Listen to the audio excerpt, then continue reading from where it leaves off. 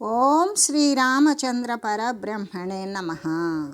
ఓం నమో వశిష్ఠ విశ్వామిత్ర వ్యాస వాల్మీకి సుఖాదిభ్యః. ఓం శుక్లాం భరధరం విష్ణుం శశివర్ణం చతుర్భుజం ప్రసన్నవదనం ధ్యాయేత్ సర్వవిఘ్నోపశాంతయే. ఓం నమో బ్రహ్మాదిభ్యో బ్రహ్మ విద్యా సంప్రదాయ కర్తృభ్యో వంశ ఋషిభ్యో మహద్భ్యో నమో గురుభ్యః. ఓం శ్రీరామో రామభద్రశ్చ రామచంద్రశ్చ శాశ్వతః రాజీవలోచన శ్రీమాన్ రాజేంద్రో రఘుపొంగవః. శ్రీ యోగ వాసిష్టము నిర్వాణ ప్రకరణము పూర్వార్ధము. అయితే ఆత్మవిచారణ ఒక్కటి మాత్రమే సమస్త దుఃఖాలను కూడా నశింపజేస్తుంది. అంతేకాదు అనాది కాలము నుండి కూడా కామిక కర్మలు అంటే కోరికతో కూడినటువంటి కామ కర్మ వాసనలు మొదలైన వాటిచే సంచితము చేయబడినటువంటి ఈ దుస్వప్న రూపమైనటువంటి సంసార భ్రమ ఏదైతే ఉంటుందో అదంతా కూడా హరించి వేసేదే అయి ఉంటుంది అని చెబుతూ, అంతేకాదు ఇంకా ఈ ఆత్మచింత అనేటువంటి ప్రశస్తము పవిత్రమై ఉన్నది. అది ఎక్కడో ఉండదు, మనసునందే ఉదయిస్తూ ఉంటుంది. సామాన్యులకైతే ఇది ఎప్పటికీ కూడా అబ్బదు. ఇటువంటిది దుశ్చింతలను అంటే దుష్ట చింతలను మరి క్లేశాలను కూడా సమస్త దుఃఖాలను కూడా వినాశం చేసేస్తుంది ఆత్మచింత అనేటువంటిది. ఆత్మను గురించి మాత్రమే చింతన చేయడం. ఈ విధంగా ఓ భగవానుడా వశిష్ఠ మహర్షి సర్వ సంకల్పాలు కూడా వదిలివేసినటువంటి ఆ ఆత్మచింత వెన్నెల గనక చీకటిని పోగొట్టినట్లుగానే మనస్సునందలి మురికి మకిలి ఏదైతే ఉంటుందో దానిని పోగొట్టి మాయాభ్రాంతిని అణచివేయుచూ ఉన్నది అని చెబుతూ, ఈ ఆత్మచింత యందు ఎటువంటి సంకల్పాలు కూడా లేనే లేవు. ఇది అత్యంత పరమశ్రేష్టమైనది. మీ వంటి మహాత్ములనుకు ఇది చాలా సులభమైనది. మమ్ములను బోలేటువంటి మందమతులకైతే చాలా దుర్లభమే అయినది. కాబట్టి ఓ మహాముని, సామాన్య బుద్ధులు ఏ విధంగా దీనిని పొందగలుగుతారు? కాబట్టి మునీశ్వర, ఆత్మచింత అనేటువంటి విలాసనికి చాలామంది సకులు చెలికత్తెలు ఉన్నారు. వారు కూడా దీనికి తీసిపోరు, సమానులే అవుతారు. అవి జ్ఞానచంద్రుని తుషారమయ శీతల కిరణాలే కానీ ఏ విధంగా అంటే చంద్రుని నుండి వచ్చినటువంటి తుషారము చేత వెన్నెల చేత నిండబడినటువంటి శీతలమైన కిరణాలతోనే సమానము. కానీ ఆత్మచింత కంటే ఓ కించుక తేలికైనది. ఇటువంటివి అయినా ఆత్మచింత కనుక ఆత్మచింత యొక్క సకులలో ఒకదానిని నేను పొంది విన్నాను. దాని పేరే ప్రాణచింత. ఆ ప్రాణచింత సర్వ దుఃఖాలను కూడా క్షయం చేసేస్తుంది. అంతేకాదు సౌభాగ్యాన్ని వర్ధిల్లింపజేసేటట్టు చేస్తుంది. జీవితానికి కారణమునే అయి ఉన్నది. కాబట్టి ఈ ప్రాణచింత వలననే నేను చిరజీవిని అంటే దీర్ఘకాలము నుండి కూడా నేను బ్రతికే ఉన్నాను అని భుసుండు చెప్పాడు. అప్పుడు శ్రీ వశిష్ఠ మహర్షి ఇలా అంటూ ఉన్నారు. ఇత్యుక్తవంతం విహగం భుసుండం పునరప్యహం జానన్న సీద జానన్న పీదమవ్యగ్రహ పృష్టవాన్ క్రీడయా మునిం సర్వసంశయ విచ్ఛేదిన్నత్యంత చిరజీవిత యదార్థం బ్రూహి మే సాధో ప్రాణచింతాకి ముచ్యతే. ఏమని చెప్తూ ఉన్నారు? ఈ విధంగా చెప్పినటువంటి భూసుండ పక్షి అంటే ఆ కాకమును ఆ వాయసమును తెలిసి ఉన్నప్పటికీ కూడా నేను మరలా కూడా కుతూహలముతో ఇలాగా నేను ఆ భూసుండిని ఇలా ప్రశ్నించాను. ఓ సాధు, సర్వ సంశయాలు కూడా నివృత్తి చేసేటువంటి వాడవు. అత్యంతమైన దీర్ఘకాలము నుండి కూడా అనేక కల్పాంతాలు వరకు కూడా నీవు జీవించియే ఉన్నటువంటి అత్యంత చిరజీవివి. అంతేకాదు ప్రాణచింత అనగా ఏమిటో యథార్థంగా నాకు తెలియజేయండి అని శ్రీ వశిష్ఠ మహర్షి అడుగగా అప్పుడు భుసుండు ఇలా చెప్తూ ఉన్నాడు. సర్వవేదాంతవేత్తాసి సర్వసంశయ నాశకః మామే తత్పరిహాసార్థం మునే పృచ్ఛ్య శివాయసం. భుసుండు అంటున్నాడు, ఓ ముని, మీకు వేదాంత శాస్త్రం అంతా కూడా తెలిసే ఉన్నది. మీరు అందరి సంశయాలను కూడా దూరం చేయగలిగిన వారు అయి ఉన్నప్పటికీ కూడా ఈ కాకిని అంటే నన్ను కేవలము పరిహాసం చేయడం కోసమే ప్రశ్నిస్తూ ఉన్నారు కదా. అయినా ఓ భగవంతుడా, కాకపోయినప్పటికీ కూడా మీకు ప్రత్యుత్తరాలు ఇచ్చినప్పటికీ కూడా నాకు ఎటువంటి దోషము లేదు. మీరు అడిగినటువంటి ప్రశ్నలకు నేను సమాధానం చెప్పడం వల్ల నాకు ఎటువంటి దోషము లేదు. కాబట్టి నాను విషయములను మరలా చక్కగా అంటే నేను ఏ విషయాలను మరలా చక్కగా ఆలోచించి అవకాశము మళ్ళీ ఆలోచించేటువంటి అవకాశము నాకు వనగూడుచూ ఉన్నది అని భూసుండు ఏ విధంగా ప్రాణ సమాధిని పొంది చిరజీవి అయినది, భూసుండు ఏ విధంగా ఆత్మను పొందినది అవన్నీ కూడా వచిస్తూ ఉన్నాడు వినండి అని ఏమని చెప్తూ ఉన్నాడు. రమణీయమైనటువంటి ఈ దేహ గృహానికి వాతము, పిత్తము, కఫము అనేటువంటి 3 మహాస్తంభాలు ఉన్నవి కదా, ప్రతి ఒక్క దేహానికి ఉన్నవి. అలాగే 9 ద్వారాలు ఉన్నవి. ఇక్కడ 9 ద్వారాలు అంటే 2 కన్నులు, 2 ముక్కులు, 2 చెవులు, నోరు, అంతేకాదు ఇంకా ఉపస్థాపాయువు, మలమూత్ర విసర్జక అవయవాలు, ఈ మొత్తం కలిపితే 9 ద్వారాలు ఉన్నవి, ప్రతి దేహానికి ఉన్నవి.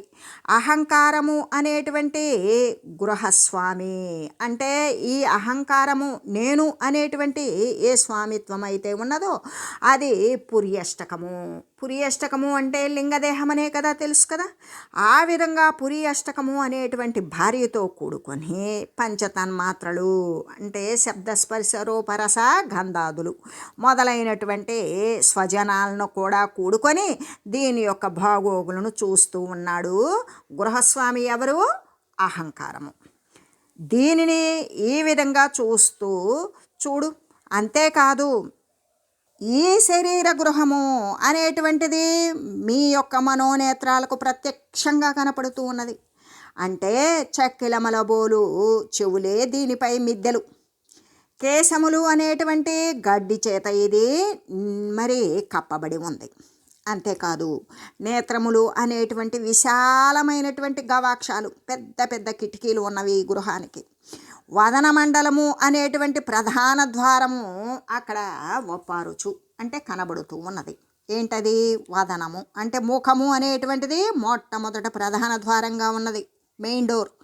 ఈ ప్రధాన ద్వారము దంతములు అనేటువంటి తోరణాలతో అలంకృతమై ఉన్నది. ఈ ప్రధాన ద్వారంలో ముఖము, వదనము అన్నప్పుడు నోరు అనేటువంటిదే ప్రధాన ద్వారం కదా. ఆ నోటిలో ఏమున్నాయి? దంతాలు అంటే పళ్ళు అనేటువంటి తోరణాలతో అలంకరించబడి ఉన్నది. అంతేకాదు భుజపార్శ్వములు అనేటువంటి ఉపమందిరము ఉన్నది. 2 ప్రక్కల 2 భుజాలు అనేటువంటి మందిరం కూడా ఉన్నది. అంతేకాకుండా రూపము, రసము, స్పర్శ మొదలైనటువంటి వాటితో బాహ్యమైనటువంటి విషయ వార్తలను కొని వచ్చేటువంటి మరి జ్ఞానేంద్రియాలు కూడా దీని యొక్క ద్వారపాలకులు. జ్ఞానేంద్రియములు అంటే చెవులు, చర్మము, ముక్కు, కళ్ళు, నాలుక, ఇవన్నీ కూడా ఈ దేహానికి ద్వారపాలకులు. ఇవన్నీ కూడా బయట విషయాలన్నీ లోపలికి తీసుకొని వస్తూ ఉంటాయి. ఈ గృహము సర్వము కూడా వ్యాపించి ఉన్నటువంటి ఆత్మ యొక్క ప్రకాశము చేత మాత్రమే ప్రకాశింపబడుతూ ఉంటుంది.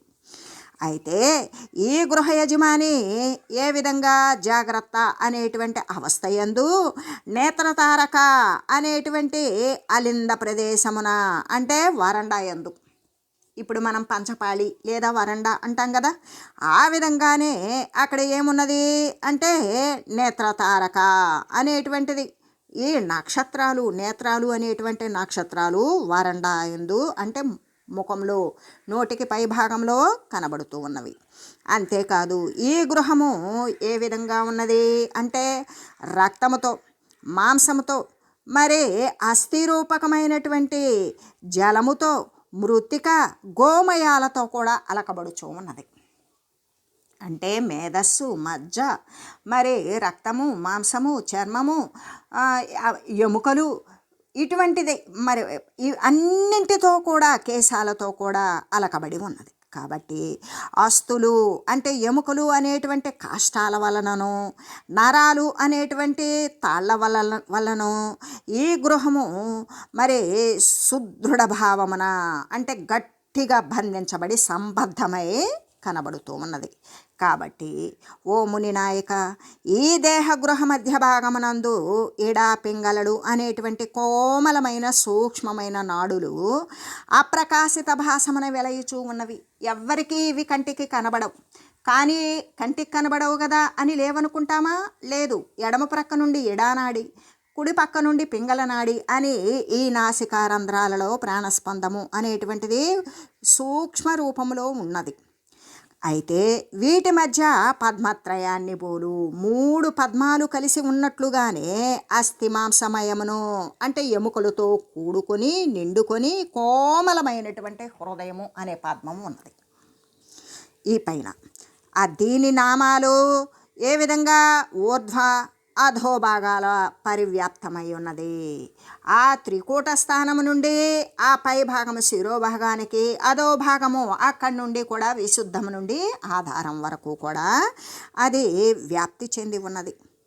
అంతేకాదు ఇంకా దీని యొక్క దళాలు అత్యంత సున్నితమైన కోమలాలతో ఉన్నది. ఒకదానితో ఒకటి కలిసిపోయి మరీ ఉన్నవి. అంటే ముక్కు పై భాగం నుండి కూడా పాదాల వరకు కూడా దేహము అనేటువంటి ఆకాశమున వ్యాపించి ఉన్నటువంటి చంద్ర అనేటువంటి నామముతో కలిగిన ఈ యొక్క అపానవాయువు యొక్క అమృతము దాని చేత తడపబడి దీని యొక్క దళాలు అన్నీ కూడా వికసించి ఉన్నవి. ఇవి ప్రాణవాయువు అపానవాయువుల యొక్క సంచలనమును చేసి ఒకప్పుడు వికసిస్తాయి, మరొకప్పుడు ముడుచుకుపోతాయి. ఆ విధంగా అరణ్య ప్రదేశమునందల ప్రబలమైనటువంటి వాయువు లతాపత్రజాలాలు కూడా ప్రతిహతమై అంటే మొత్తం నశించిపోయి నలుదిక్కులా కూడా పరివ్యాప్తమైనట్లుగానే ఈ ప్రాణవాయువు అపానవాయువు ఈ ప్రాణాపానవాయువులు ఈ హృదయ యంత్రము అనేటువంటి వాయుపర్ణ పాత్రమున ప్రతిహతమై అంటే గాలితో కూడినటువంటి ఆకుల పైన ఇది నశించిపోతుంది. అంతేకాదు నలుదిక్కులా కూడా వ్యాప్తి చెందుతుంది. నాడీ ఛిద్రాలను ప్రవేశిస్తూ వృద్ధిని పొందుతుంది. ఇలాగా అభివృద్ధిని చెంది దేహగృహమున రకరకాలైనటువంటి భిన్న భిన్న స్థానాలను కల్పించుకుంటుంది. అలా కల్పించుకొని ప్రాణవాయువు అపానవాయువు అనేటువంటి పంచనామాలను పొందుతుంది. అంటే 5 రకాల వాయువులతో కూడి ఆ పేర్లతో పిలువబడుతుంది. ఏమిటవి? సమానవాయువు, వ్యానవాయువు, ఉదానవాయువు, ప్రాణవాయువు, అపానవాయువు అనేటువంటి 5 వాయువుల యొక్క రూపాలలో పేర్లతో పొంది ఇంకా ఊర్ధ్వ అంటే ఊర్ధ్వంగా పైకి, అధో అంటే కిందికి ఈ నాడీ సమూహాలు మొత్తం దేహమంతా కూడా ప్రవేశించి దేహంలో ప్రవహిస్తూ రకరకాలైనటువంటి విభిన్నమైనటువంటి కృత్యాలను చేస్తూ ఉంటాయి అని చెబుతూ, అంతేకాదు చంద్రబింబము నుండి కిరణాలు బయటకు వచ్చినట్లుగానే అంటే వెన్నెల చంద్రుడి నుండి వెలువడినట్లుగానే ఈ ప్రాణశక్తి అంతా కూడా హృదయం నుండి వెలువడి దేహ మధ్యంలో ఊర్ధ్వమునందు అధోదేశాలకు కూడా వ్యాప్తమవుతున్నది. అంటే శరీరం అంతా వ్యాపించి ఉంటుంది. ఎలాగా? చంద్రుడి నుండి చంద్రికలు వెన్నెల బయటకు వచ్చినట్లుగానే ఈ ప్రాణశక్తి అంతా హృదయస్థానము నుండి, హృదయస్థానము అంటే పద్మత్రయము త్రికూట స్థానము నుండి పైకి కిందికి కూడా ప్రాకుతుంది కదా. అలా వ్యాపించినప్పుడు ఆ హృదయము నుండి వెలువడినటువంటి ఈ దేహ మధ్య భాగముల అంటే శరీరము యావత్తూ కూడా ప్రసరిస్తుంది. ఈ ప్రాణశక్తి యొక్క నాడీ సమూహాలలో ప్రవేశించి గమనము ఆగమనము అంటే వెళ్ళడము రావడము, ఆకర్షించడము నశింపజేయడము, విహరించడము పడిపోవడము మళ్ళీ పైకి లేవడము, ఇలా రకరకాలైనటువంటి ఉత్తాన పతనాది మొదలైనటువంటి క్రియలను చేస్తూనే ఉంటుంది. అదే జ్ఞానవంతులైన వారు అనుభవపూర్వకంగా ఈ యొక్క హృదయ పద్మమునందలి వాయువునే ప్రాణము అని తెలియజేస్తారు. అయితే ఈ ప్రాణవాయువు యొక్క ఒకానొక శక్తి వలననే కన్నులు కూడా కదులుచూ ఉన్నవి. మరొక శక్తి వలన స్పర్శను గ్రహిస్తోంది. ఇంకో శక్తి వలన నాసానాళమున ముక్కుతో ప్రవహించేటువంటి వాసనను పీలుస్తుంది. ఇంకొక శక్తి వలన అయితే తిన్నటువంటి ఆహారాన్ని జీర్ణం చేస్తుంది. ఇంకా మరొక శక్తి వలన మాటలు నోటి ద్వారా వెలువడుచూ ఉన్నవి. ఈ విధంగా ఇన్ని రకాలుగా విడివిడిగా చెప్పుకోవలసినటువంటి అవసరం ఏముంది? ఇన్ని మాటలేమి లేదు. ఎలాగంటే యంత్ర నిర్మాత ఇచ్ఛానుసారము, అంటే ఈ యంత్రాన్ని నిర్మించినటువంటి నిర్మాత ఎవరైతే ఉంటారో ఆయన యొక్క ఇచ్ఛానుసారంగానే యంత్రాన్ని చెలింపజేసినట్లుగానే ఈ వాయుదేవుడు ఈ శరీరమున వివిధ రకాలైనటువంటి కార్యాలను చేస్తూ ఉన్నాడు. కాబట్టి ఓ మునీంద్ర, నీట ఊర్ధ్వగమనం చేసేటువంటి ప్రాణవాయువును, ఏ విధంగా నీటిలో గనక ఊర్ధ్వగమనం చేసేటువంటి ప్రాణవాయువు ఉంటుంది, అదో గమనం చేసేటువంటి అపానవాయువు ఉంటుంది. వీటి యొక్క మరి కదలిక వలన వీటి యొక్క ప్రకాశ భావమునే వెలయుచూ ఉన్నవి. నేను సర్వదా వీటి యొక్క గతినే అనుసరిస్తూ ఉన్నాను. అంటే శ్వాసనే అనుసరిస్తూ ఉన్నాను, ఆ ప్రాణ స్పందాన్నే అనుసరిస్తూ ఉన్నాను, ఆ ప్రాణ చలనాన్ని వాయు చలనాన్ని అనుసరిస్తూ ఉన్నాను. కాబట్టి ఇవి శీతోష్ణాలై, ఒకసారి శీతలముగా మరొకసారి ఉష్ణంగా సర్వకాలముల యందు కూడా మరి సర్వ ప్రదేశాల యందు కూడా ఆకాశమును కూడా ఇవి తిరుగుతూనే ఉన్నవి. అంటే ఖాళీలో కూడా శరీర యంత్రాన్ని మోస్తూ ఉన్నప్పటికీ వీటికి ఏమాత్రము శ్రమ లేదు. ఈ వాయువులు రెండూ కూడా హృదయాకాశానికి సూర్యుడు చంద్రుడు లాంటివే. అయితే ఈ సూర్యచంద్రులు అగ్ని సోమస్వరూపాలైనటువంటి ఇవి శరీర పురి రక్షకుడగు మనస్సు అనేటువంటి రథానికి చక్రాలు ఇవి. అంటే ఇవి అహంకారము, అంటే నేను అని చెప్పుకునేటువంటి రాజు ఉన్నాడు కదా, అటువంటి నృపతికి ప్రియములు చేసేటువంటి ప్రియకరంగా అనువర్తించేటువంటి మరి అశ్వాలు గుర్రాలతోనే సమానం. కాబట్టి ఓ బ్రహ్మజ్ఞ, నేను జాగ్రత్తనందు స్వప్నమునందు సుషుప్తము యందు కూడా సర్వదా సర్వ ప్రదేశాల యందు కూడా సమభావము చేత వెలయిచు ఈ వాయువు యొక్క ద్వయము, ఈ రెండు రకాలైనటువంటి ప్రాణాపాన వాయువుల యొక్క రెంటి యొక్క గతిని అనుసరించి ఊర్ధ్వంగాను అధోగాను ఇదంతా కూడా వ్యాపించి సుషుప్త వ్యక్తిలాగానే ఈ రోజులు గడిపివేస్తూ ఉన్నాను. యావజ్జీవము కూడా ఇలాగే గడిచింది. వీటి యొక్క గతి ఎలాగంటే సహస్రధా ఖండితమగు మృణాల తంతువు యొక్క ఏకాంశము కంటే కూడా దుర్లక్షణీయము. ఎలాగంటే సహస్రధ 1000 ముక్కలుగా ఖండించబడినటువంటి మరి మృణాల తంతువు, తామర తూడు యొక్క దారాలు మరి కత్తిరించినట్లుగానే అవన్నీ కూడా ఒక్క తామరే, అంటే ఏకాంశము కంటే అది ఇతరమైనటువంటిది కానే కాదు అనే చెబుతూ, అంతేకాదు అవిరత గతర్యోర్గతి విధిత్వా హృది మరుతోరను స్మృత్య శృత్య చోదితాం తాం నా పునరిహాహి జాయతే మహాత్మాన్ ముదితమనాః పురుషః ప్రణష్టపాశః. ఓ మహాత్మా, ఈ హృదయ మధ్యమున ఈ వాయుద్వయము ప్రాణాపాన వాయువులు సర్వదా కూడా సంచరిస్తూనే ఉన్నవి. ఎక్కడ? హృదయ మధ్యమున, అంటే అధో లోకంగా ఊర్ధ్వలోకంగా కూడా ఈ రెండు కూడా సంచరిస్తూనే ఉన్నది. రకరకాలైనటువంటి శృతులు, అంటే వివిధ రకాలైనటువంటి శృతులు నానా విధాలుగా వర్ణించబడినటువంటి వాయుగతులను అనుసరించి మనకు శృతులలో చెప్పబడినటువంటివి రకరకాలుగా వర్ణించబడినది వాయువు యొక్క గతి. అది 5గా, ఇంకా కూడా 10గా, ఈ విధంగా వాయువుల యొక్క గతి గురించి రకరకాలుగా శృతులలో వర్ణించి చెప్పబడినట్లుగానే ఈ విధంగా వాటిని అనుసరించేటువంటి ఉపాసించేటువంటి వాడు, ఆ ఉపాసకుడు అయినటువంటి పురుషుడు ఈ మృత్యుపాశాల నుండి వెలువడతాడు, పరమానంద లాభాన్నే పొందుతాడు, మళ్ళీ కూడా జన్మించడు అని చెబుతూ, దేహనాడీ క్రమోపేత షట్చక్ర హృదయాన్విత ప్రాణస్పంద విభాగాఢ్య ప్రాణచింతే హవన్యతే. అంటే దేహం యొక్క నాడీక్రమయుక్తాన్ని, షట్చక్ర హృదయంతో కూడినటువంటి దానిని, ప్రాణస్పందము మొదలైనటువంటి విభాగాలను, పూర్తిగా ఉన్నటువంటి ప్రాణం యొక్క చింతనను కూడా ఈ విధంగా వర్ణించి తెలియజేసి, ఈ నిర్వాణ ప్రకరణమునందు భూసుండోపాఖ్యానమునందు ప్రాణ విచారము అనేటువంటి దానిని గురించి శ్రీ వశిష్ఠ గురుదేవులు అడుగగా భూసుండు తెలియజేస్తూ ఉన్నారు అని చెబుతూ, అంతేకాదు ఈ విధంగా చెప్పగా అప్పుడు శ్రీ వశిష్ఠ మహర్షి ఇలా అడుగుతూ ఉన్నారు. ఇత్తం సా కథయన్ పక్షి పృష్టస్తత్ర పునర్మయ కీదృశీ ప్రాణవాతస్య గతిరిత్యేవ రాఘవ. కాబట్టి ఏమని, ఓ రాఘవ, నేను ఈ విధంగా ఆ పక్షిని నేను మళ్ళీ కూడా ప్రాణగతి ఎట్టిది అని నేను మళ్ళీ ప్రశ్నించాను అని నేను ఇలా భూసుండుడితో ఈ విధంగా మాట్లాడాను అనేటువంటి ఆ యొక్క గతంలో జరిగినటువంటి సంభాషణ అంతా కూడా శ్రీరామచంద్రునికి శ్రీ వశిష్ఠ మహర్షి వినిపిస్తూ ఉన్నారు. చెబుతూ ఈ విధంగా అడిగితే ఈ యొక్క ప్రాణ సంచారం, ప్రాణ విచారము అనేటువంటి దానిని గురించి, ప్రాణాపాన గతులు అంటే రేచకాదుల యొక్క కల్పన, వీటిని గురించి తెలియజేశారు.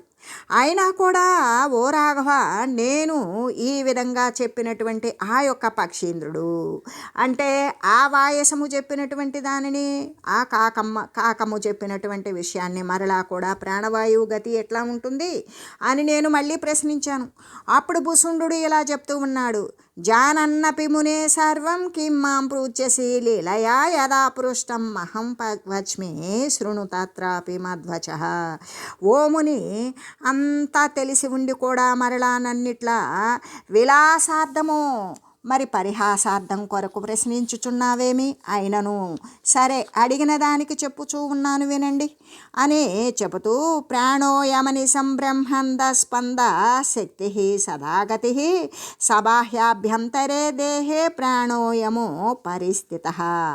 ఓ బ్రహ్మజ్ఞ, సదాగతి యొక్క ప్రాణవాయువు సర్వదా స్పందశక్తిమంతము, ఎల్లప్పుడూ కూడా అది ప్రాణవాయువు ఎల్ల ప్రదేశముల యందు కూడా అది స్పందించేటువంటి స్థితి కలిగి ఉంటుంది. నేను చెప్పినట్లుగానే శరీరమునందు అంతటా కూడా, లోపల వెలుపల కూడా, పైన క్రింద కూడా ప్రవహిస్తూనే ఉంటుంది. కాబట్టి ఓ బ్రహ్మవేత్త, ఈ విధంగా స్పందశక్తివంతమైనటువంటి ఆ అపానవాయువు కూడా శరీరం అంతటా కూడా లోపల వెలుపల పైన కూడా ప్రవహిస్తూనే ఉన్నది. ఈ విధంగా జాగ్రత్త అవస్థ యందు, స్వప్నావస్థ యందు, మరి వీటి యందు కూడా ఈ రెండింటా కూడా ఈ ఉత్తమ ప్రాణాయామములు సంభవమయ్యే ఉన్నవి, అవి ఉత్పన్నమయ్యే ఉన్నవి, వాటి కార్యం జరుగుతూనే ఉన్నది. కాబట్టి ఓ విఘ్నుడా, దీనిని గురించి విను. ఇది చాలా శ్రేయోదాయకము, మంచిని హితాన్నే కలగజేస్తూ ఉంటుంది. ఎలాగంటే హృత్పద్మ కోఠరము నుండి, ఇక్కడ హృత్పద్మ కోఠరము అంటే హృదయము అనేటువంటి పద్మముని యొక్క కోఠరమునందు, కోటరము అంటే అది ఒక గూడులాగా ఉండేటువంటి గవాక్షములాగా, అటువంటి దాని యందు ప్రయత్నించకుండానే, ఎవ్వరూ ఏ ప్రయత్నం చేయనక్కర్లేదు, స్వాభావికంగానే ప్రాణవాయువు వెలుపలకు వస్తూనే ఉంటుంది. ఆ వచ్చేటువంటి దానినే ధీమంతులు, బుద్ధిమంతులైనటువంటి వారు బయటకు వచ్చేటువంటి, ఎవరి యొక్క ప్రేరణ లేకుండా, ఎవరి యొక్క ప్రయత్నము లేకుండా వచ్చేటువంటి ప్రాణవాయువుని ధీరులు రేచకము అని చెప్తారు. అయితే నాసాగ్రము నుండి, ఏ విధంగా అంటే ముక్కు పై భాగము నుండి అక్కడ మూర్ధ ప్రదేశము వరకు కూడా, అంటే ఫాల భాగము పై భాగం వరకు కూడా, అక్కడ నుండి 12 అంగుళాల వరకు కూడా, అంటే అక్కడ నుండి 12 అంగుళాలు పైకి వరకు ఉన్నటువంటి అధఃప్రదేశమున ప్రాణవాయువు ప్రవహించటాన్నే పూరకము అంటారు. ఏ విధంగా నాసాగ్రము నుండి, ఏ విధంగా అంటే ముక్కుకు పై భాగము నుండి మూర్ధ ప్రదేశం వరకు కూడా, అంటే మూర్ధన్య ప్రదేశము అనేది పాల భాగానికి కొద్దిగా పైగా ఉంటుంది, అంటే పాలనేత్రము, పాలభాగము అనేటువంటిది ఉంటుంది కదా, ఆ భాగానికి నుదురుకి పైన ఆ ఉండేటువంటి ఆ మూర్ధ ప్రదేశం వరకు, అక్కడి నుండి 12 అంగుళాల వరకు ఉన్నటువంటి, ఇక అక్కడి నుండి 12 అంగుళాలు లెక్క వేసుకొని మళ్ళీ కూడా క్రిందకు వచ్చినప్పుడు అధఃప్రదేశము అంటే విశుద్ధ ప్రదేశం వచ్చేస్తుంది. అలా వచ్చింది, అది అధ ప్రదేశము అంటే క్రిందకు జారుతుంది. ఈ విధంగా ప్రాణవాయువు అంటే త్రికూటము నుండి పైకి 6 అంగుళాలు, మరి త్రికూటము నుండి కిందకు 12 అంగుళాలు, ఈ విధంగా జాలువారేటువంటి దానినే పూరకము అంటారు. అంటే లోపలికి గాలిని పూరించడం, అది అంటే లోపలికి గాలిని తీసుకోవడం. ఈ విధంగా అంటే ఆ తర్వాత ఆ ప్రాణవాయువు ఏమవుతుంది, శమిస్తుంది. అక్కడ అలా ఉపశమించి ఉండగా హృదయం యొక్క మధ్య భాగమున ప్రాణవాయువు లేనంత వరకు కూడా దానిని కుంభకము అని చెప్పబడుతూ ఉన్నది. అలా పూరించి అక్కడ నిలిపివేయడం. ఆ నిలిపివేసినప్పుడు విషయం ఏమవుతుంది, దానిని కుంభించడం అంటే దానిని అలా పట్టి ఉంచడం, దానిని కుంభకము అని యోగులైనటువంటి వారు, మరి యోగులు ఆ కుంభకమైనటువంటి విషయాన్ని రేచించినటువంటి దానిని అక్కడ ఆపివేసి ఒకంతసేపు మళ్ళీ లోపలికి గాలిని పూరించి లోపలికి పీల్చి దానిని మళ్ళీ కూడా ఈ యొక్క మూర్ధన్య భాగం నుండి అక్కడి నుండి 12 అంగుళాలు కింద వరకు కూడా, అక్కడి నుండి 6 అంగుళాలు పై వరకు కూడా ఈ విధంగా ఉండేటువంటి విషయాన్ని అక్కడే పట్టి ఉంచుతారు. ఆ పట్టి ఉంచేటువంటిదే కుంభకము. ఇటువంటి విషయాలన్నీ కూడా యోగులు మాత్రమే అనుభవిస్తూ ఉంటారు. అయితే ప్రాణాయామము ఈ విధంగా కుంభకము, రేచకము, పూరకము అనేటువంటి పేర్లతోటి 3 విధాలుగా కూడా మనకి కనబడుతూ ఉన్నది. అంటే ఇక్కడ కుంభకము అంటే దానిని పట్టి ఉంచడం, మళ్ళీ ఇంకా ఆ కుంభించిన తర్వాత గాలిని వదిలిపెట్టడం కానీ గాలిని తీసుకోవడం కానీ ఉండదు, అలా పట్టి ఉంచడం. అలాగే బయటికి వదిలిన తర్వాత కూడా అంటే రేచించిన తర్వాత కూడా గాలిని తీసుకోకుండా గాలిని వదలకుండా మళ్ళీ అక్కడ పట్టి ఉంచడం, అదే అంతర కుంభకము, బాహ్య కుంభకము అని చెప్తారు. అయితే ఈ కుంభకము అనేటువంటిది, రేచకము వదిలేటువంటిది, పూరకము తీసుకునేటువంటిది, ఈ యొక్క వాయువు యొక్క నామాలు 3 విధాలుగా కనబడుచు ఉన్నది.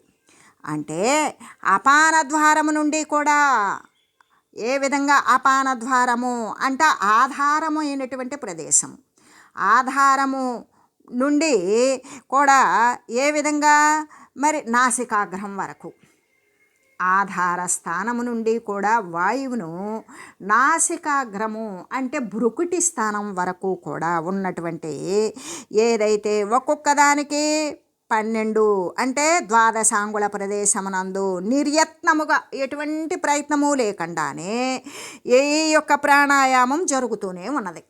దానినే గాయత్రి అని, అజపా గాయత్రి అని, మరి రోజుకి ఇన్ని అంటే గణపతి మొదలుకొని ఆత్మతత్వం వరకు కూడా ఆధారము, స్వాధిష్టానము, మణిపూరకము, మరి విశుద్ధం, మణిపూరకము, అనాహతము, విశుద్ధము, ఆజ్ఞ, ఈ 6 చక్రాల యందు కూడా ఉండేటువంటిది ఏదైతే ఉంటుందో అదే ప్రాణ సంచారము. ఈ యొక్క ప్రాణ సంచారము ఏ విధంగా జరుగుతుంది, నిర్యత్నముగానే ఎటువంటి ప్రయత్నం లేకుండానే దానంతటికి అది మనం గమనించినా గమనించకపోయినా అదే జరుగుతూ ఉంటుంది. కాబట్టి ఓ మహామతి, నిర్మల బద్ధులైనటువంటి అంటే మాలిన్యము లేనటువంటి బుద్ధులైనటువంటి యోగులు చెప్పేటువంటి విషయాలను కూడా నేను తెలియజేస్తూ ఉన్నాను, వినండి. ఓ ప్రభో, నాసాగ్రమున అంటే ఏ ముక్కుకు పై భాగమునైతే బాహ్య ప్రదేశమున 12 అంగుళాల స్థానములో ఆ మధ్యలో కనబడేటువంటి వాయువుని బాహ్య ప్రదేశముననే పూరకము మొదలైనటువంటి 3 రకాలైనటువంటి ప్రాణాయామం కూడా జరుగుతూ ఉన్నది అని తెలియజేస్తూ, ఓం మంగళం శ్రీ గురుదేవాయ మహనీయ గుణాత్మనే సర్వలోక శరణ్యాయ సాధురూపాయ మంగళం. ఓం మంగళం కోసలేంద్రాయ రామాయ రామభద్రాయ చక్రవర్తి తనూజాయ సార్వభౌమాయ జానకీ వల్లభాయ శ్రీరామచంద్రాయ మంగళం. ఓం తత్సత్.